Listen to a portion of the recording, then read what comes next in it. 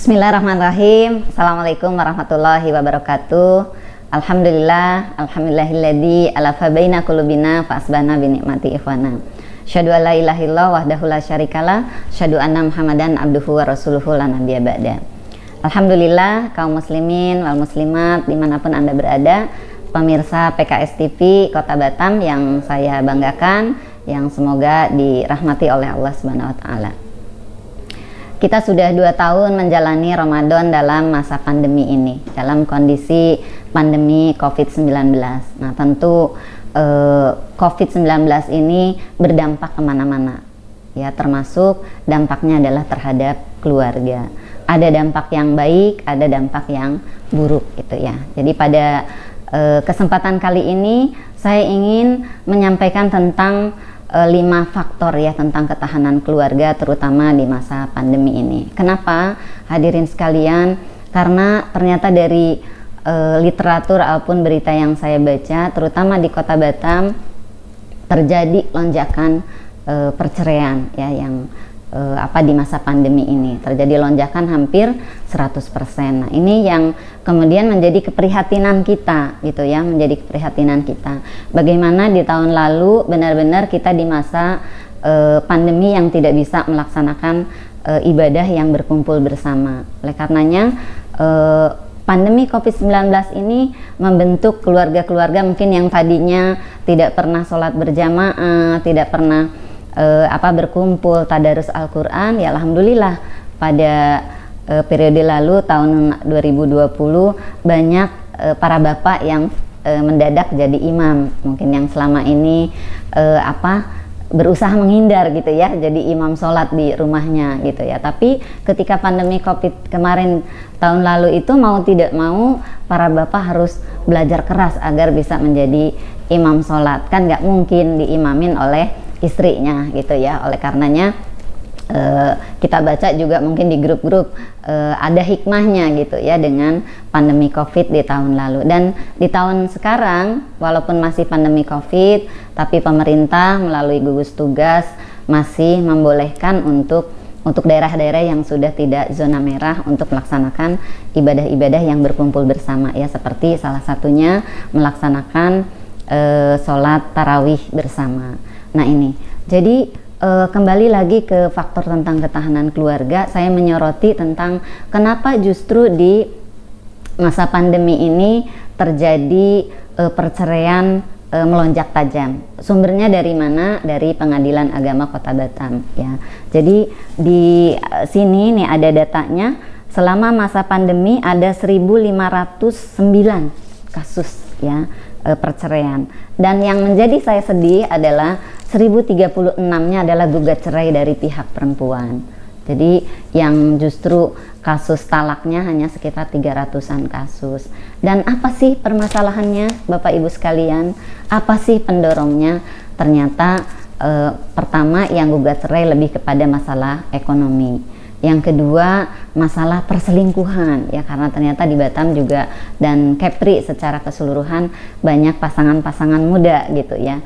Dan ini menjadi warning bagi kita Bapak Ibu sekalian, bahwa keluarga sejatinya yang menjadi pondasi sebuah negara kemudian mengalami goncangan-goncangan, mengalami gangguan-gangguan sehingga banyak keluarga yang mengalami atau pasangan bercerai. Dan ketika sudah mempunyai keturunan, otomatis akan memiliki dampak yang tidak baik terhadap keturunannya. Oleh karena itu, melalui 5 hal yang akan saya sampaikan ini mudah-mudahan menguatkan saya, menguatkan pemirsa sekalian, agar keluarga-keluarga kita bisa menjadi keluarga tangguh, baik itu di masa pandemi maupun di luar pandemi. Apa saja yang menjadi faktor ketahanan keluarga kita Bapak Ibu sekalian? Yang pertama, sebuah keluarga dikatakan tahan kalau memiliki ketahanan nilai ya, memiliki ketahanan nilai-nilai dalam keluarga.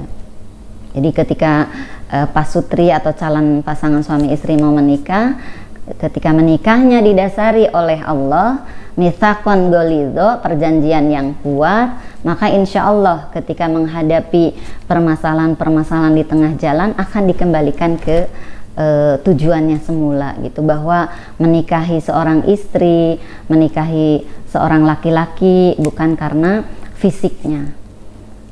Jadi percayalah kalau karena fisiknya ketika masuk usia 40, 50 semuanya sudah berubah. Mungkin laki-laki sudah kehilangan L-nya jadi aki-aki gitu ya.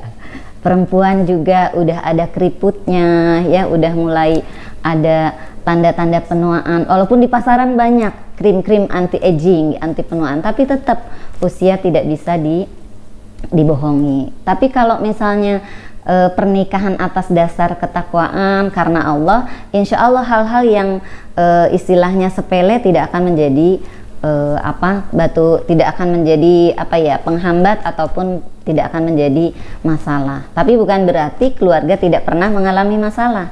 Jadi kalau keluarga tidak mengalami masalah seperti sayur tanpa garam. Nah, ketika puasa ini sering ya bapak-bapak ya, ibu-ibu mungkin sering memakan sayur yang kelebihan garam atau kekurangan garam gitu ya. Karena apa? Karena tadi mungkin banyak yang tidak dicicipi. Jadi sebuah biduk rumah tangga ketika tanpa masalah malah nggak asik gitu. Maka perlu juga ada masalah agar kemudian waspada.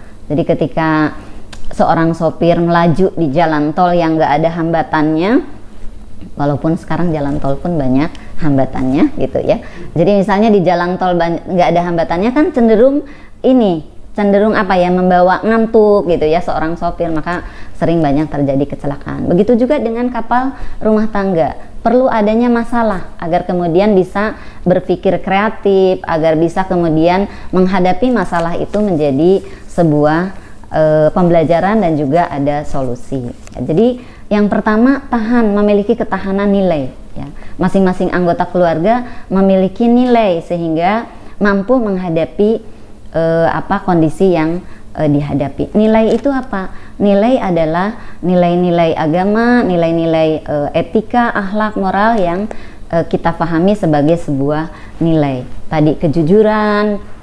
Jadi kalau seorang suami misalnya memiliki kejujuran, seorang istri memiliki kejujuran, anak dan semuanya, insya Allah akan membangun keluarga di atas fondasi kejujuran. Kemudian juga tadi dalam hal ibadah sehari-hari saling menguatkan, saling mendukung, sehingga ketika menghadapi persoalan juga saling mendukung, bukan saling menyalahkan ya. Kemudian yang kedua yang harus dimiliki atau sebagai faktor penunjang ketahanan keluarga, yang menjadi faktor ketahanan keluarga yang kedua adalah kemandirian ekonomi ya. Ini sangat penting, ini kaitannya tadi ya Bapak Ibu dengan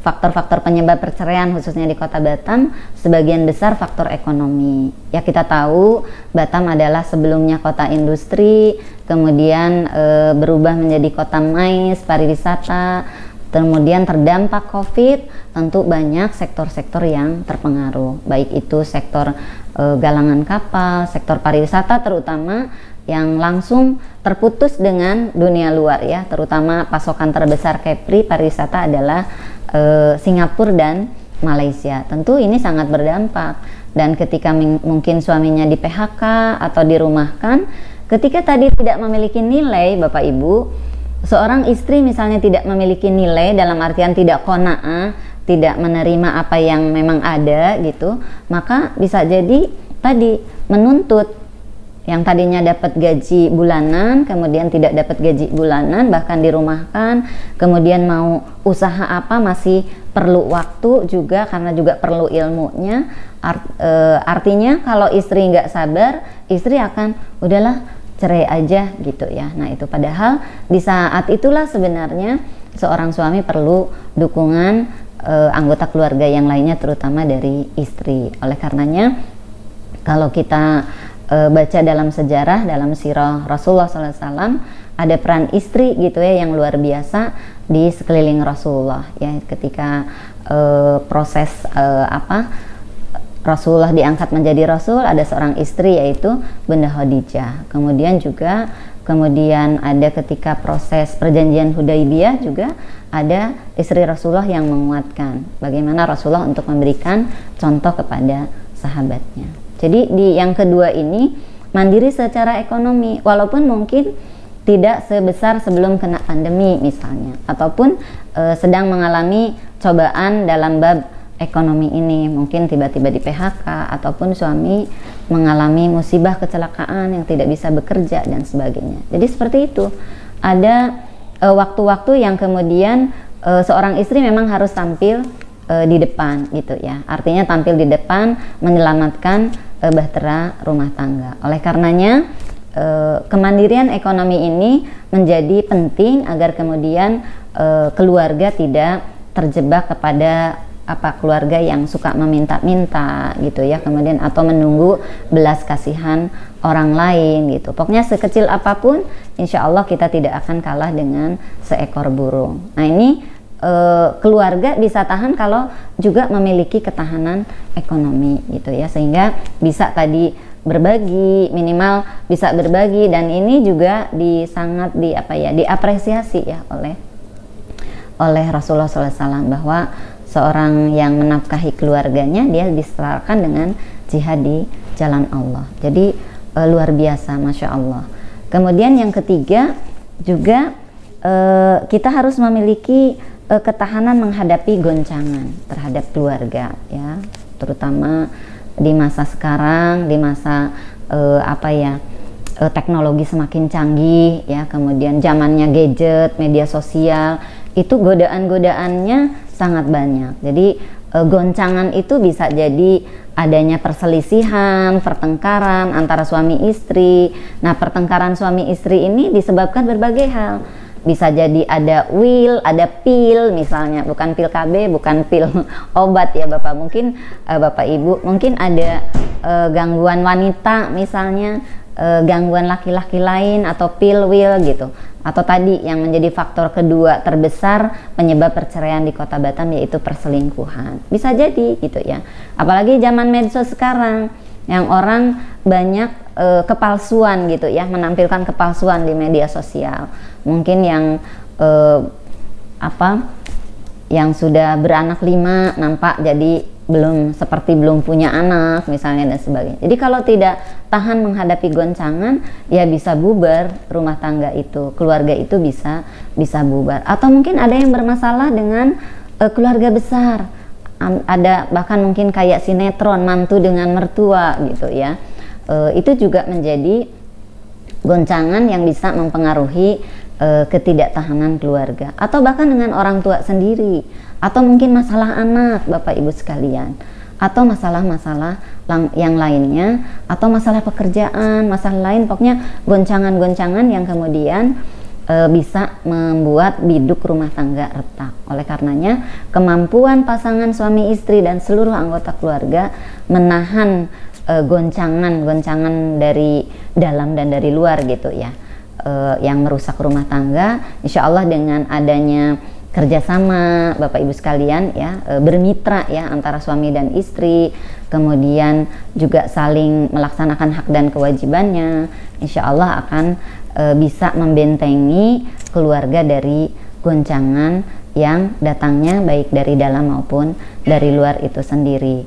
Jadi memang tugas keluarga di masa sekarang ini ya, di masa abad gadget, abad media sosial, yang bahkan mungkin ada sekarang yang bercerai lewat online gitu ya, lewat WA, lewat SMS gitu ya. Kemudian juga ada yang melakukan tindak kejahatan perselingkuhan melalui online, ada gitu. Awalnya memang melalui online. Bahkan mungkin ada sebuah kisah nyata ya yang ditangani oleh tim konselor keluarga. Dan berita baiknya Bapak Ibu, alhamdulillah PKS di Dewan Syariahnya sekarang ada Bina Keluarga Sakinah. Nah, itu mungkin sebagai bagian kontribusi PKS ya untuk membantu permasalahan yang terjadi di keluarga. Juga di bidang perempuan dan ketahanan keluarga juga ada terkait Bina Keluarga Sakinah. Nah, ini yang menjadi sedikit kontribusi PKS untuk masyarakat Kepri dan Batam khususnya, dan seluruh Indonesia tentu ya, semua yang ada PKS di situ semoga bisa berkontribusi dalam hal Bina Keluarga Sakinah. Jadi yang kedua tadi adalah Yang ketiga ini adalah ketahanan dalam menghadapi goncangan, yaitu tahta, harta, wanita, Toyota ya, kuota gitu ya. Kuota juga bisa menjadi goncangan Bapak Ibu kalau ternyata mungkin gara-gara nggak ada kuota jadi miskomunikasi gitu ya. Bisa jadi gitu ya, karena ternyata kok nggak terkirim WA-nya ke suami gitu. Suaminya ya memang nggak ada kuota, jadi nggak terima. Nah, istri sudah merasa mengirimkan.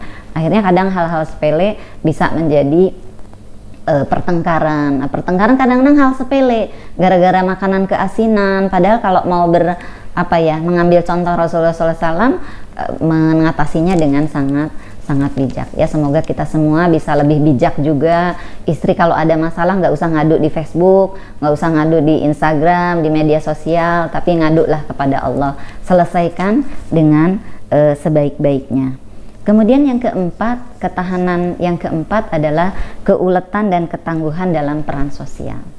Nah, jadi keluarga yang tangguh, yang tahan adalah keluarga yang juga ulet dan tangguh dalam sosial, ya, dalam aspek sosialnya. Jadi kita berkeluarga, kita beribadah, ya kita juga bukan membentuk keluarga, bukan ingin solih sendiri, ya, tapi juga konteksnya ingin juga mengajak orang lain juga solih bersama-sama, yaitu muslih, ya, mensolihkan juga orang lain. Jadi inilah peran kita, ya, bagaimana kita bisa mengajak orang juga untuk bisa berbuat baik. Nah, ini yang kemudian keluarga yang tangguh, yang ulet juga, yang saling ta'awun, ya, saling tolong menolong dalam kebaikan. Sebagaimana Rasulullah sampaikan, Rasulullah SAW, khairun nas anfa'uhum linnas. Sebaik-baik kalian adalah sebaik-baik manusia adalah yang paling banyak manfaatnya untuk manusia lain. Nah, ketika suami istri dengan anak dan keluarga besar bahu-membahu dalam rangka memberikan kontribusi terbaik, dan tentu sesuai juga ya dengan jargonnya PKS, memberikan berkhidmat, ya, PKS pelayan rakyat, dan bulan Ramadan menjadi bulan peningkatan untuk khidmat kita terhadap masyarakat. Oleh karena itu keluarga-keluarga yang peduli terhadap orang lain, terhadap masyarakat adalah keluarga yang tangguh, bukan keluarga yang egois gitu ya.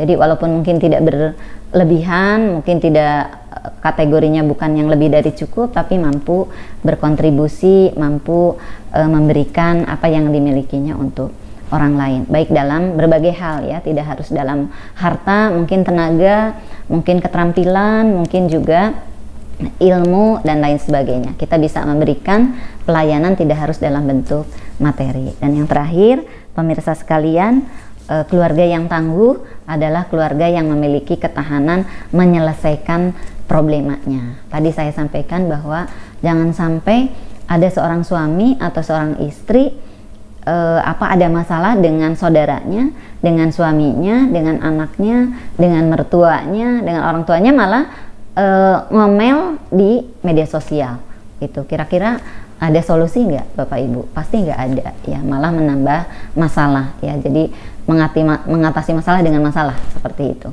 Oleh karenanya keluarga yang tangguh adalah yang bisa mengatasi problemnya, dan yaitu tadi harus didasari oleh ketakwaan kepada Allah, ya. Allah janjikan dalam surat At-Tolaq ayat 2 dan 3, wa may yattaqillaha yaj'al lahu makhraja, ya, barang siapa bertakwa kepada Allah akan diberikan jalan keluar, ya, wa yarzuqhu min haitsu la yahtasib, dan diberikan rezeki dari arah yang tidak disangka-sangka. Oleh karenanya ketika ada masalah nggak perlu dulu melibatkan orang lain, ya, kecuali dua belah pihak ini sudah nggak bisa, ataupun dengan anak-anak sudah nggak bisa menanganinya gitu ya, udah kritis lah gitu ya, udah dua-duanya sudah, yang satu ke kanan, yang satu ke kiri, anak ke depan gitu ya, udah nggak bisa disatuin, maka perlu adanya pihak ketiga yang bisa dimintain tolong. Tentu Allah lah sebaik-baik penolong, dan inilah 5 faktor yang bisa mendukung keluarga menjadi keluarga yang tahan gitu ya, agar kemudian keluarga-keluarga di Indonesia khususnya menjadi ditopang oleh keluarga-keluarga di negara Indonesia, ditopang oleh keluarga-keluarga yang merupakan miniatur dari sebuah negara adalah keluarga. Maka jika pondasi yang paling bawah ini keluarga baik, insya Allah semoga negara kita menjadi negara yang kuat, yang kokoh gitu ya, mampu mengatasi problemanya. Ya, kita juga bisa melihat indikator seorang pemimpin. Ya, indikatornya adalah di keluarga. Kalau di keluarganya bisa mengatasi masalah seorang pemimpin, maka dia pun bisa mengatasi masalah di level yang lebih besar. Karena menurut para ahli 70%-nya masalah keluarga itu berasal dari masalah keluarga, itu masalah terbesarnya 70% dari masalah komunikasi. Makanya ketika dalam keluarga ada sumbatan-sumbatan, ada yang mampet-mampet, mungkin perlu ada jalan untuk melancarkannya, yaitu komunikasi. Mungkin awalnya seperti kerikil, ya, kerikil yang sangat kecil atau batu yang sangat kecil ya Bapak Ibu sekalian, dalam sepatu kita misal, itulah kayak masalah itu seperti itu, asalnya kecil ya, kerikil itu dalam sepatu. Kalau kita biarkan, kita masih bisa jalan ya. Masalah, kalau ada masalah kecil dalam keluarga, kita masih bisa jalan, keluarga masih bisa jalan, tetapi jalannya agak nggak nyaman, sakit. Mungkin suami istri tetap jalan, di depan anak bisa kamuflase ya, bisa kayak baik-baik saja, di depan mertua, orang tua bisa kayak baik-baik saja, tapi sebenarnya ada bara api yang siap ada bom yang siap meledak kapan saja. Oleh karenanya, ketika mengidentifikasi ada masalah sekecil apapun, contoh seperti batu yang sangat kecil banget dalam sepatu, harus dibuang. Karena kalau enggak, jalan kita jadi sakit itu. Perjalanan hidup rumah tangga akan terganggu. Nah, jangan sampai oleng ya. Oleng, kalau udah oleng, bahtera oleng, itu diperlukan kepiawaian nakoda untuk mengendalikannya. Nah, itulah bagaimana kerjasama dalam keluarga digambarkan seperti perjalanan sebuah bahtera. Tentu ada ombak yang besar, mungkin ada ikan yang binatang-binatang laut mungkin yang bisa mengganggu dan sebagainya. Itulah bagaimana kita diajarkan, ada panduannya dalam Al-Quran dan As-Sunnah, juga dalam ilmu-ilmu kekinian gitu ya, tentang keluarga. Nah, kita bisa belajar bersama, tidak ada kata tabu kita untuk belajar memperbaiki, dan yang paling penting tidak ada yang merasa tinggi hati ya, semuanya rendah hati, suami, istri, dan keluarga, sehingga bisa mengakui ketika ada kesalahan, mengakui kesalahannya, dan saling memaafkan. Nah, momen Ramadan ini Bapak Ibu sekalian bisa kita jadikan sebagai momen untuk saling mengevaluasi, kemudian bekerja sama agar kemudian derajat takwa ini bisa memang kita laksanakan di unit terkecil dari negara ini, yaitu di keluarga. Niscaya kalau keluarga-keluarga di Indonesia ini baik, masyarakatnya juga akan menjadi masyarakat yang baik dan menghasilkan juga negara yang baik. Itu mungkin dari saya, semoga bermanfaat, dan kita bermohon kepada Allah semoga keluarga-keluarga kita menjadi madrasah yang terbaik bagi anak-anak generasi kita. Walafaminkum, assalamualaikum warahmatullahi wabarakatuh.